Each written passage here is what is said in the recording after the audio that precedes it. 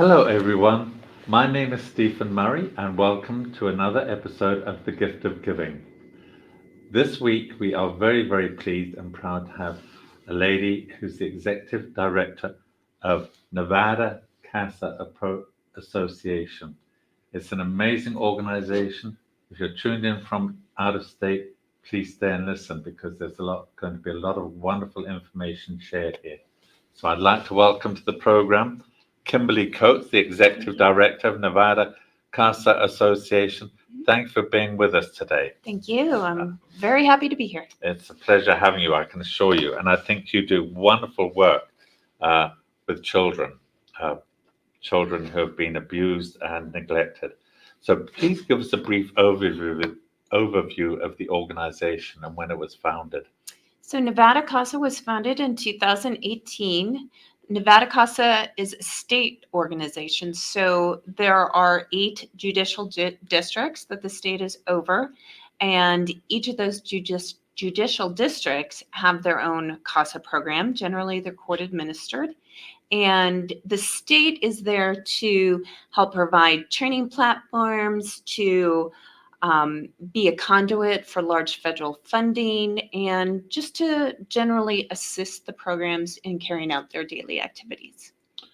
And the daily activities of CASA are helping neglected and abused children. Yes. That's correct? That's correct. So when a child comes into care, into foster care, generally, there's been a report of abuse or neglect. Those are all handled by the Department of Family Services. Should the child be removed, then they go to court.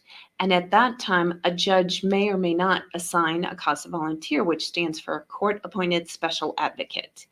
And so all of us are volunteers, but we are appointed by the court. So that gives us legal standing within the court to make recommendations for the best interests of the child or children. Okay. Wow. That's quite a responsibility.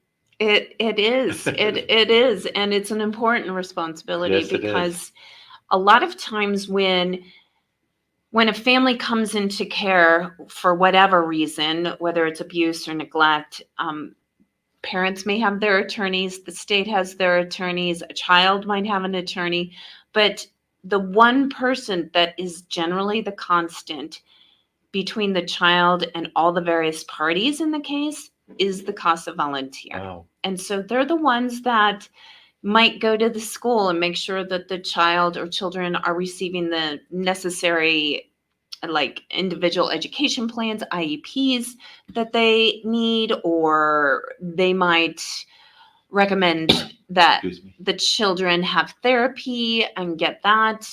So a CASA volunteer does a lot. There's a lot of moving pieces in a case, and the CASA volunteer is generally the one consistent throughout the case. Yes. They're there virtually from the beginning to the end. Mm-hmm.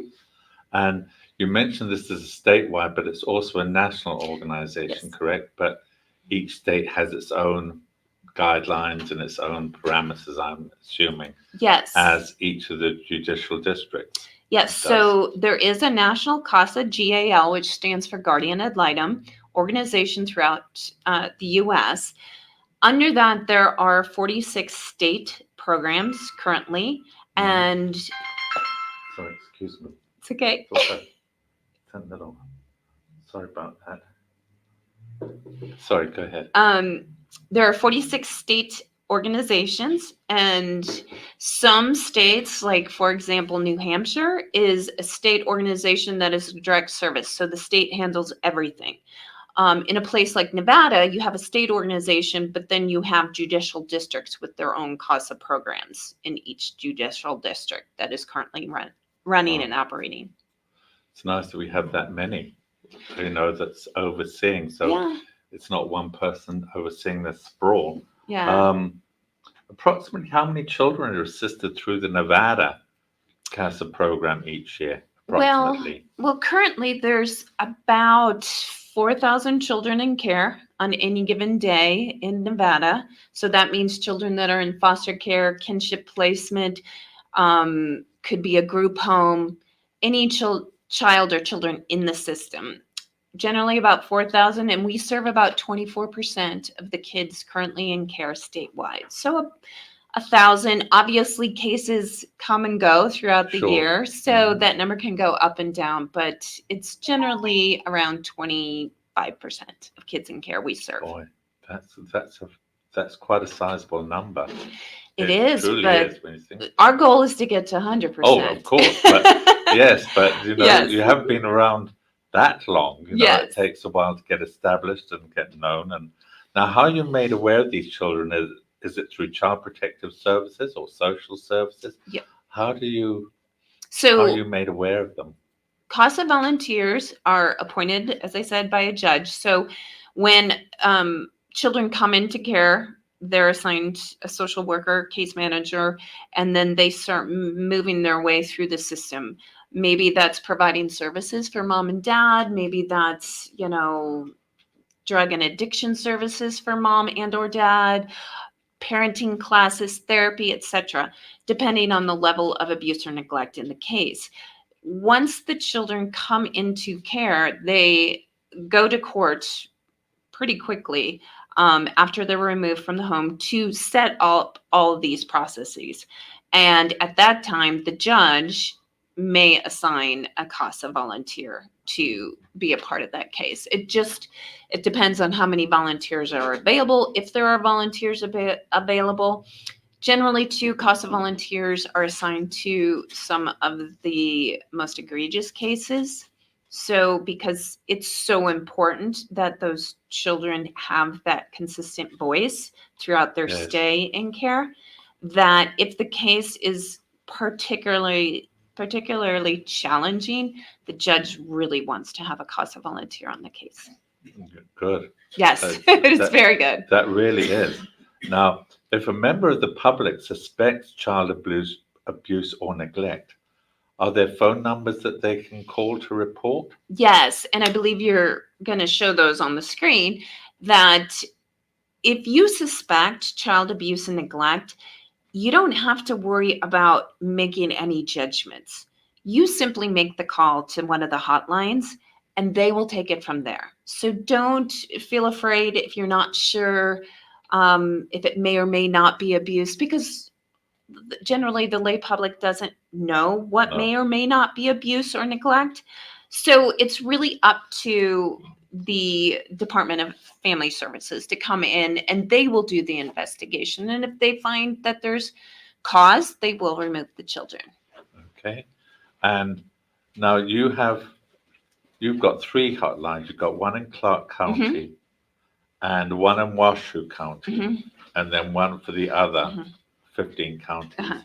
Yes. And yes, we are going to put those numbers up on the screen, so if people know, they can reach out. But they will get in touch with, that will put them directly in touch with CASA. Now, do you work with? That if they call the hotline, they are not directly in touch with court-appointed special advocates. No, that all goes through the state, through the Department of Family Services. Gotcha. So Okay. They're the ones that make all of those recommendations, whether the children need to be removed from the situation or not. CASA volunteers are only appointed after the kids enter the system. And it just depends. The case may run relatively short if it's a neglect case and we can provide the services, we meaning the state can provide the services, or it might be longer depending on the complexity of the case. Okay. Now, where are the children housed while this process is going on? Because some of them, if they've been abused, I'm assuming, maybe incorrectly, that they wouldn't be kept in that home. Would they be put in a foster care, or where are they housed while this is going on? Yeah, so children are removed from the home if there's substantiated cases of abuse and neglect. They're removed from the home. They may go into foster care. They may go into places like Child Haven, which is basically a short-term stay for a child until they're able to find a foster family for that child or children. If the child has mental health concerns or other medical concerns, they may end up in residential treatment or a group home or a home specializing in mental health care. So there's a variety of places that the children can go, and that's what makes the CASA volunteers so important to Oh, the yes. case, because they visit the children where the children are. So they're the constant link Mhm. throughout. Exactly. That's perfect. And before we take a break, how supportive have our state legislature and county commissions been? Are they supportive of CASA or So, especially here in Clark responsive? County, Las Vegas obviously has the most children in care, and the 8th Judicial District, which is what the CASA Las Vegas Court Appointed Special Advocates operates under, they it's it's very, very supportive. And there's a large budget, a lot of funding. They're growing rapidly because we've recently launched a volunteer recruitment campaign. So there's a lot of volunteers coming into the system to serve more children. Some organizations throughout the state don't receive as much funding. They might be 501c3s, which are nonprofits, so they have to raise money. But the state doesn't really statewide know about us as much as they should. And that's one of our goals with Nevada CASA, is to get that word out, why a state organization is so important to the children of Nevada. And we're in that process now. We are setting up to have a CASA Day, Children's Day at the Capitol in March. I believe it's March 11, 2025, when they're in session. So we're beginning that process now of getting to legislators, county commissioners, whoever in government can assist us. Well, hopefully after November, when the new legislatures are in play, hopefully you can forward this interview to them, and maybe it'll give them some insight to what you're doing. Exactly. We're going to just take a brief sponsorship break. Please stay with us, folks. When we come back, we're going to be talking about the volunteer opportunities if you want to become a special advocate in this wonderful program. Be right back.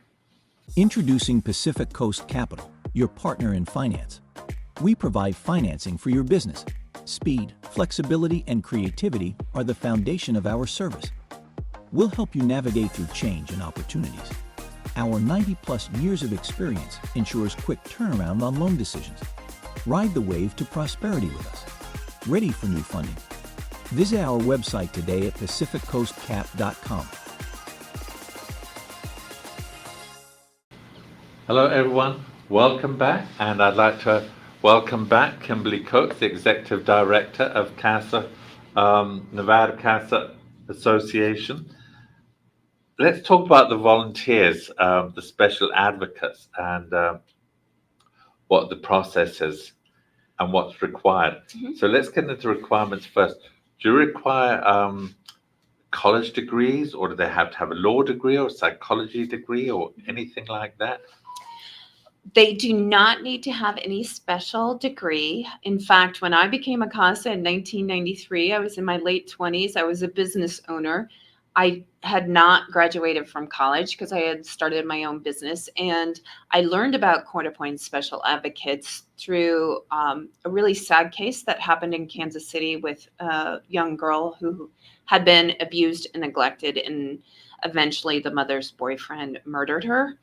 And as I read the article, I was like, there has to be some organization that could stand up and speak for this girl.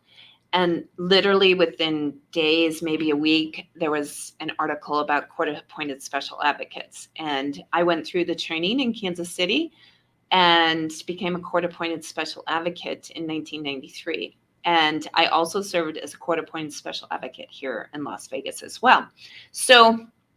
And I didn't get my degree until just a couple of years ago during COVID. So congratulations on getting it. Finally, my mother would be so happy. So it really is, if you don't have to have any special skills. Okay. You just need to have a desire to help kids, to be their voice during a really challenging time, and everything that you need to know to advocate for your child or children, you will learn through the extensive training process that you go through. So basically, if you just call up, let's say, for instance, CASA Las Vegas, because that's where we're at. Sure. You call them up saying, I'm interested. What they will do is send you information about an orientation. You will attend an orientation. If you say during the orientation, yes, this is something that I think I can do, you will then go through an interview. You will also have a background check because we work with children. Everybody is background checked. So, That's important. which is very important. And, unfortunately, it does eliminate some people. So when you go through the background check, you pass the background check, then you'll be invited to attend a training. It's about 40 hours of training over several weeks. What's great, I know in places like Las Vegas, they have multiple training sessions. So it really can work around your schedule. Mm-hmm. And then you go through training, you graduate, and then you're actually sworn in as an officer of the court. And it's so fantastic going to swearing. We call them the swear-ins, where the judges and I've only seen Las Vegas swearing in, but the judges in Las Vegas and Clark County in the 8th Judicial District are very supportive of the court-appointed special advocate program. And they take their time, they swear them in, they talk about the importance of the work that the volunteers are about to embark on. And then after that point, they will meet with their supervisor and their peer coordinator in, let's say, CASA Las Vegas. They will be assigned a case. So that whole entire process from picking up the phone saying I'm interested to actually being a court-appointed special advocate with a case can take about 2 to 3 months total. So, well, that's not, given the magnitude of what you're accomplishing, Exactly. that's not a huge amount of time. No. Do you have any volunteers of abused children or neglected children that have used the services of CASA and decided because CASA's benefited them, they now want to give something back? Do you have many of those, or do you have any at all? I'm sure we do. I don't know of any specifically, but just with the law of large numbers, I am sure that there are CASA volunteers now that either were in the system, had experience within the system. It's definitely possible. And, I think those volunteers would bring a unique perspective because they have lived experience. Whereas somebody like me, when I became a CASA, I came from a very stable family, very, middle-class family in Kansas City. My parents are still married. So my lens through which I view things is very different. Of course. And what's great about the CASA training, though, is it really talks about those differences because we all come from different places and different life experiences. And so I know for me, coming from where I came from, I needed to let go of my view of what the perfect family was because I was fortunate and privileged and blessed to have a good family. But unfortunately, many children aren't. But it might just be a matter of teaching a young parent how to, maybe enrolling them in parenting classes so that they can become a better parent, or relieving some of the pressure on them so that they're not so stressed out and neglect or abuse their child. So a lot of it is just mostly working with parents. And if the situation is not extremely serious, we always work towards reunification of the family. That's our first goal, is to put the family back together, give the services that they need, make sure that the children are safe. Sometimes it doesn't work out that way, though, and that leads to termination of parental rights and then finding the child an adoptive placement. Wow. Yeah. Boy. It's a lot. It is a lot, isn't it? Yes, but volunteers don't need to be afraid because you have an extremely tight-knit support system the whole way. I had no background in anything that was related to courts or, foster care or anything when I started, and I was only 27. So I learned everything, and I had the support system of my CASA program.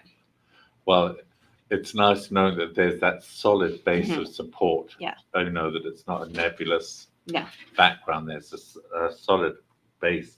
Um, Once a volunteer signed up and they're assigned a case, how long do you require them to commit for, or is it just you hope that they will stay for a certain amount of time? So when you embark on this journey, we really emphasize staying with the case. Generally, cases could last 18 months to 2 years, perhaps even longer. I had a case as a CASA volunteer that lasted 4 years. Oh boy. So that's not generally the norm, but that's what happened in one of my cases. We ask you to stay on board, hopefully through the duration of the case, because children have lost stability. They've lost what they've known. So if you come in as a CASA volunteer and you're advocating for the best interest of that child, if for some reason you can't continue, that's challenging for the child because they come to rely on you. They see you as their advocate. And, Yes. It's not to say things happen.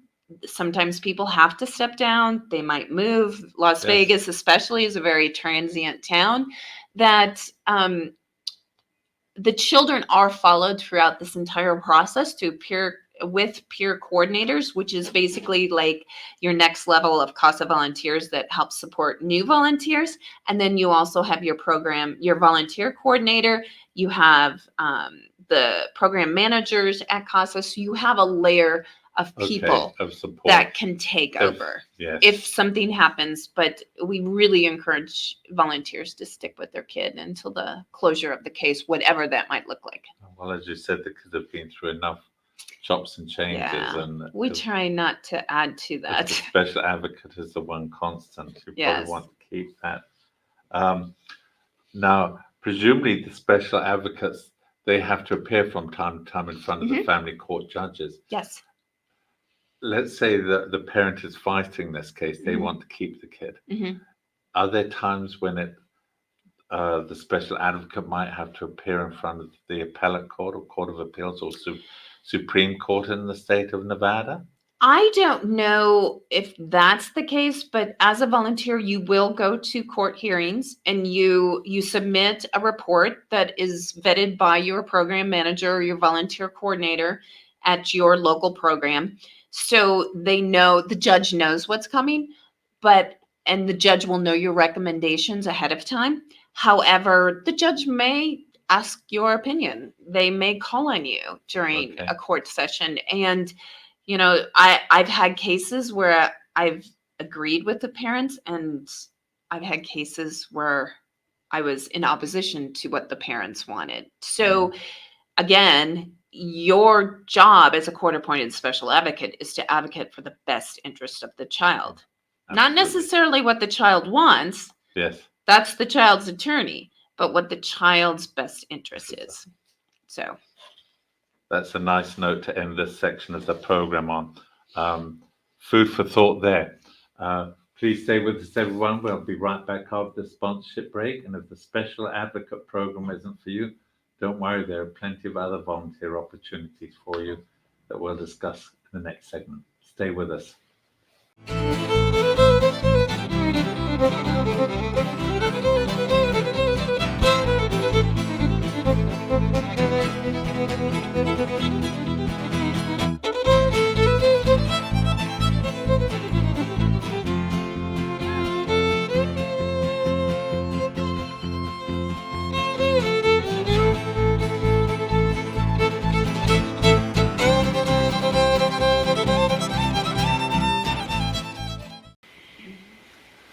Hi everyone, welcome back to the final segment of this episode, and welcome back Kimberly Coates. Thank you again for being with us. Now, before we get into the other opportunities, there was just a couple of wrap-up questions as it relates to the volunteer, the special advocates. Do you try and match up a specific special advocate with a specific child or family of children, or is that an impossible task? You just take the volunteer and you're needed for this kid. Yeah. So I know, like, for example, with CASA Las Vegas, when I became a CASA volunteer in the early 2000s, 2003, 4, there was a very challenging case. And because I had experience and I'd been a CASA volunteer for a decade, I was assigned that case. So Okay. they try to assign cases, if they're given the opportunity, that fit with the volunteer's experience or the volunteer skill level. Sometimes it doesn't work out like that because Right. there's a lot of Sure. kids. But I know in my case in Las Vegas in the early 2000s, it was a very challenging case that they needed somebody experienced on. Gotcha. Mhm. And now, in one case, there could be multiple children in one Yes. case. Is a special advocate only given one case, and it could either be one child or 4 or 5 or more, Mhm. or they're given multiple cases at the same time? Generally, CASA volunteers only take one case at a time. Okay. And that one case, that one family might have one child, up to 6 children or more. My very first case was 6 children in Kansas City. So but they really try to only take one one case at a time because it is a lot of work. Yes. And depending on how many kids you have, if you have one infant in one placement, that's relatively easy. But if you have 6 children spread across 3 different placements, that takes a bit of traveling and a bit of work to Yes. keep everybody together. For sure. Mhm. Okay, so moving on to some of the other volunteer opportunities, I'm sure you're probably looking for board members and committee members and things like Mhm. that. What kind of other volunteer opportunities are there? So, with the court appointed special advocates, because you're working with children in the foster care system, there's a lot of confidentiality rules and protocols that we need to follow. So, um, in response to your question about volunteers, we take volunteers that become court appointed special advocates. We don't take a lot of other volunteers. There's simply not a big need for them because everybody has to go through the process. However, that being said, we are looking for board members right now on Nevada CASA. We would welcome people inquiring about that. Again, because you work with children, you're dealing with confidentiality rules. You will go through a background check. We also have committees that, for example, my legislative committee is made up of people around the state that have various skill sets in legislative matters, and they're not necessarily on my board of directors, but they're part of the legislative committee. There is an excellent organization, Champions for CASA, here in Las Vegas, and then the Washoe CASA Foundation up in Reno, that both support the 2 largest programs, Las Vegas and Reno. And they do a lot of events such as hosting Angel Tree here in Las Vegas, that they may be involved with securing gifts for children in care or securing backpacks for children during back to school events. So there are opportunities there. And I would just encourage, you can always reach out to Nevada CASA and then I can funnel you to the right program wherever it is in the state.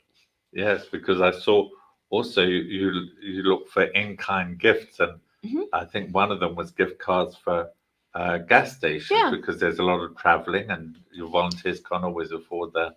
Yes, CASA, Champions for CASA here in Las Vegas and Washoe CASA Foundation, they collect gas cards because the price of fuel. And if you're driving, like if you have a group of kids and they're out at St. Jude's Ranch in Boulder and you live up in the Northwest, that's a significant travel time. And with gas, gas being what it is, we can always use gas cards. So absolutely. So, if you're somebody that knows people in the fuel industry and can secure gas cards for us, we'll always take gas cards. Now, how do you actually get funded? Do you get government grants, corporate Do you get much support from corporations, individuals? So right now, Mixture? that's a good question for Nevada CASA right now, because Nevada CASA is a 501c3. We rely on the generosity of individual donors. We also write grants. I just recently received a $54,000 grant from National CASA. We hopefully will host events like golf tournaments or a gala, things like that in the future. Our biggest focus right now, though, is to get state funding, because we're an organization that's statewide. We have to be really careful that we don't infringe on any other program within the state. So I don't want to go after the same donors that maybe Champions for CASA is going after, or Washoe CASA Foundation is going after, or Lyon County CASA is going after. I need to make sure that I stay very neutral as the representative of the state. Right now, of the 46 state organizations in the network in the United States, 42 of them receive state funding. Nevada is not one of them currently. So this is what we're working towards with this next legislative session. We got to get in front of the governor. We have to tell our story and sell the importance of taking care of these kids, because kids who enter the foster care system, if they stay in the foster care system and they age out, their chances of becoming homeless or incarcerated are so incredibly higher than kids who have stable families. So, you know, if you look at it, we're taking care of it on the front end, as opposed to letting kids age out, become homeless, become incarcerated, have drug addictions. We're trying to stop that. Yes. So, yes. Well, you never know. Hopefully, Governor Lombardo might even be listening to this interview as we talk. I would love to meet Governor Lombardo. Most definitely. Now, also, you mentioned, I saw on your website that people can also sign up at Smith's Food. And if they sign up and put your organization, every time that individual goes into the store, you'll get a slice of the cake on that. So we all eat, we all need groceries. And, you know, if you're shopping at Smith's, it doesn't cost you anything. Go on to your Smith Rewards, go into Inspiring Donations, look up Nevada CASA Association and select us as your charity. And everything that you buy, we get a portion of the proceeds. And that can add up to a lot of money, $4,000 or $5,000 every quarter. Well, that's not chump change. No, anybody's language, that's not for at sure. all. That'll help a lot of kids. Yes. Do you get any corporate sponsors at all? We don't currently have any corporate sponsors. We're always working on that as well. Because again, we're a state organization. It's easy to look at Las Vegas and go, oh, there's all of these opportunities, but we need to be careful and really look at a statewide focus. Yes. Who has presence throughout the state that we could go after for support? And that's mostly the state legislature. You'll get there. You'll get there. We Keep will. plugging away. We will. Don't ever give up. If people need to learn more about the organization, can you please at this time give out your website information and phone number if you choose, as to where people can get in touch with you? Yeah. So if you would like to get involved, just need more information, have a question, whatever the case may be, you can go to nvcasa.org, and you can drop us a line there. Our phone number is also 725-244-9939, or you can reach us at info@nvcasa.org. There you go. Perfect. Kimberly, it's been such a pleasure having you on this program. Thank you so much for what you're doing, and your team and all your special advocates, what they're doing for the neglected and abused children. It's sad that we need the organization, but it's a reality of life that we do. Yes. Thank you so much for what you're doing. I wish you every success with your future with this program. Thank you. Thank you very much for having me and allowing me to tell this story. Oh, no, it's been a pleasure. And I'd certainly like to thank John Stars, the show's producer and owner of WWDBTV, for having this program. I'd like to thank especially you, the viewers, for tuning in. Hope some of you will volunteer this organization. If you know of anybody who might be interested in volunteering or donating or helping out, please share this interview with them so we can get this organization the support it needs and deserves. And certainly, this program would not be possible without its sponsors.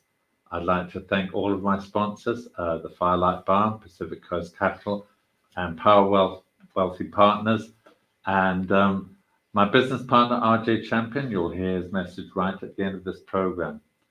Once again, I hope you'll join us again next week. In the meantime, please stay safe, be kind to one another, and we'll see you soon. Bye for now. Mr. R.J. Champion is proud to sponsor WWDB-TV's series, The Gift of Giving, and wishes the program much success. Congratulations and gratitude to the featured guests and the organizations they represent. Our community is well served by your tireless efforts to make Nevada a better state for all its residents.